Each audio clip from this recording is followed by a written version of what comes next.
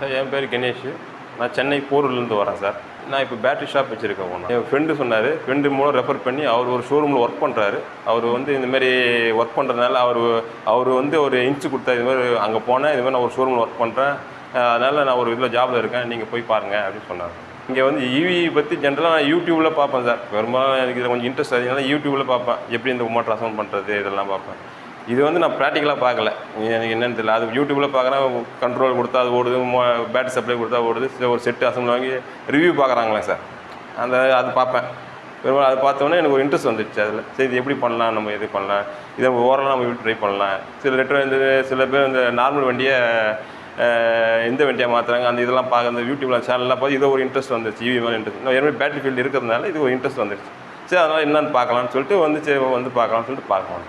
இதில் வந்து பார்த்தீங்கன்னா ஈவியை பற்றி அந்த ஒயரிங் பார்ட்ஸ் பற்றி ஃபுல்லாக கற்றுக்கிட்டேன்.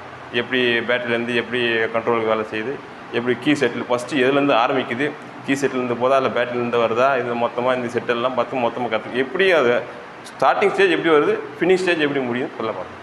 அது இந்த மெக்கானிக் சர்வீஸ் பண்ணும்போது எந்த ஃபால்ட் வந்தால் எதை நம்ம பார்க்கணும், அப்புறம் எந்த இதில் கண்ட்ரோல்லேருந்து வோல்டேஜ் எது ஒர்க் ஆகலையோ அது கண்ட்ரோல் வோல்டேஜ் செக் பண்ணணும், அதை செக் பண்ணி பார்த்து வெரி குட் சார். இப்போ பரவாயில்ல சார், நான் வந்தீங்கன்னா உங்களுக்கு ஒரு லைஃப் இருக்குது சார், சூப்பராக இருக்குது சார். அதாவது எப்படின்னா ஒரு அடித்தட்டுலேருந்து எந்த அளவுக்கு புரியுமோ அந்த அளவுக்கு புரிஞ்சு சொல்லி தரீங்க.